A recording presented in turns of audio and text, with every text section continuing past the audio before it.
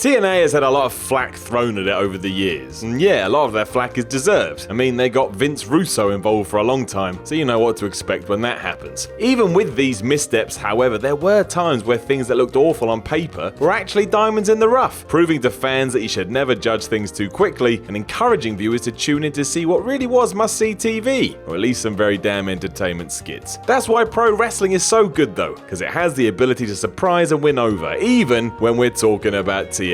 I'm Simon from What Culture, and this is 8 times TNA turned trash into treasure. Number 8, Shark Boy Reborn. I mean, straight away you know that something is amiss here. We're talking about a guy called Shark Boy. Try getting someone to sign up to the wrestling fan club when the first thing they're exposed to is Shark Boy. Shark Boy, a boy who is a shark. At first, this gimmick lived down to the expectations too. A flash in the pan in the X Division, the only real saving grace was how dumb the idea was, meaning some people got a kick out of it. After an injury wrote him off TV though, and his comeback was worked into the story, well, things turned around. Saying he'd come out of a coma, when Shark Boy awoke from his slumber, he now thought he was Stone Cold Steve Austin. And yes, you heard that right. Putting on a black vest over his regular gear, Stone Cold Shark Boy would chug clam juice, copy the Rattlesnake's moves, talk like him, and even tell his opponents that's the fishing line because Shark Boy said so. Now this is super dumb of course, but it did manage to become very entertaining, which was far better than what came prior to this. So it was definitely a win. Number 7, Dixie Carter's Plunge. It's hard to say that Dixie Carter wasn't responsible for a lot of TNA problems because she most definitely was. Just do a quick Google search to see what I'm talking about. In 2013, however, the company did decide they'd rip a page right out of WWE's book and introduce a heel authority figure, which was of course Dixie Carter. And straight away she was awful. Not only did she push AJ Styles out of the company, both in storyline and for real, Carter also brought in her nephew Ethan Carter III to feud with MVP. Throughout all of this, she was very annoying. This all led, for many reasons, Bully Ray turning on the boss, which then actually sparked an angle fans could care about. Promising to put Carter through a table, a series of obstacles were invented to hold Bubba back. Be that matches or just nonsense, TNA managed to build an element of suspense here as fans waited to see Dixie smash through a table. And then it happened. Going down to the Hammerstein Ballroom of all places, Bully finally got his hands on the boss and sent her ass flying. It felt like a proper payoff against somebody who sucked. It made everybody feel all warm inside.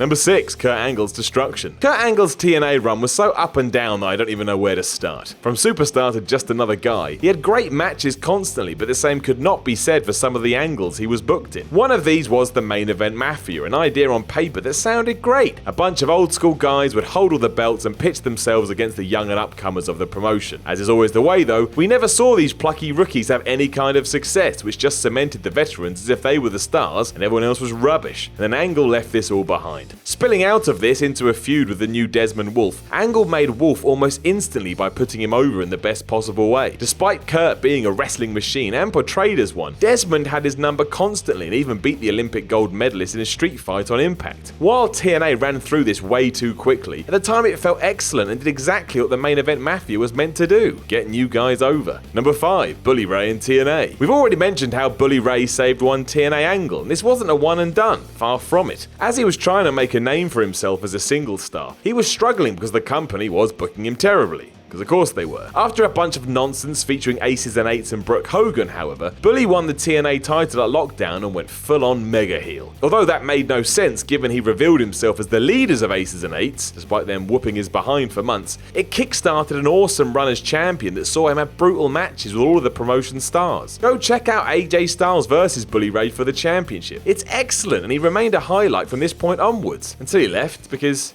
you know, everybody leaves TNA. Number 4, Matt Hardy. Matt Hardy deserved his world title win in October 2015. It was a feel-good moment for all. Or at least would have been if it wasn't for TNA. Right after this happened, EC3 filed an injunction against Matt which would keep him off TV for a month, overshadowing his victory and denying fans the chance to see the new champion. And then Hardy had to give up the belt.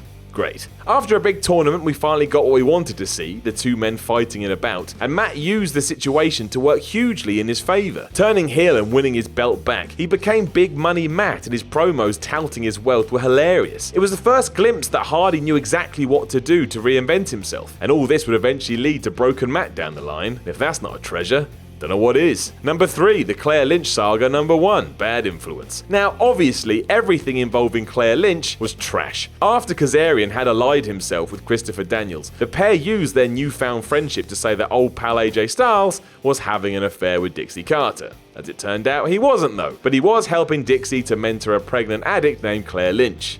Wonderful. Needing more material, Daniels and Kazarian then started to say AJ was the father of this child, and this led to a paternity test match that allowed Styles to prove himself innocent. What the hell is going on? Everything about this was poorly received, and eventually it was scuppered as TNA realised it was dumb, awful TV. However, because of this nonsense, we did get Kazarian and Daniels as a tag team, and the two started to tear it up as bad influence quickly, becoming one of the best duos anywhere, which in turn led to number 2, the Claire Lynch saga. Number 2, AJ's return. Following the Claire Lynch nonsense, AJ Styles found himself struggling to get wins, even losing a match with the stipulation that he couldn't challenge for the world title for a whole year. This led to Styles taking some time off, and when he returned, he was awesome. Complete with a new beard and new hair, he introduced a new moveset and kicked the crap out of bad influence and ran throughout the company. With questions looming about where his loyalty lied, either with TNA or Aces and Eights, AJ stayed quiet while continuing to beat up everyone because he was only loyal to himself. After a while, he did join Angle's main event Mafia to battle Aces and Eights, and the crowd lost their minds when he did this, and none of this may have happened if it wasn't for all the Claire Lynch nonsense. And the same goes for number 1, the Claire Lynch saga. Number 3, AJ's rise. Following this feud, AJ went on the truth offensive on TV by shooting from the hip and talking about how he helped build TNA and deserved more respect. He used this motivation to win the world title and then left the company with the belt despite offers of a new contract. Having some actual foresight too, the company let AJ turn up in other promotions with the TNA title and he was off their TV for ages. It actually felt like he had run away with their property. He came back before long for a unification bout against Magnus before getting screwed out of the championship, but all of this came from the madness that was Claire Lynch, proving that TNA managed to salvage the worst situations ever and come out the other side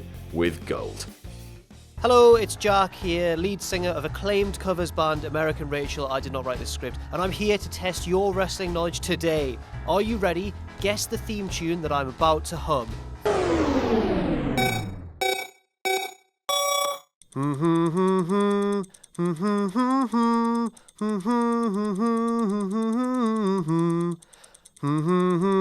And so on and so on. Did you get it? Oh, cool. Sorry, D. For those of you who didn't get it, it was the Nexus's theme tune. We are one. We are one. We are one. We are one. For more theme tunes and awesome fun too, buy the new What Culture Wrestling trivia game available at shop.whatculture.com.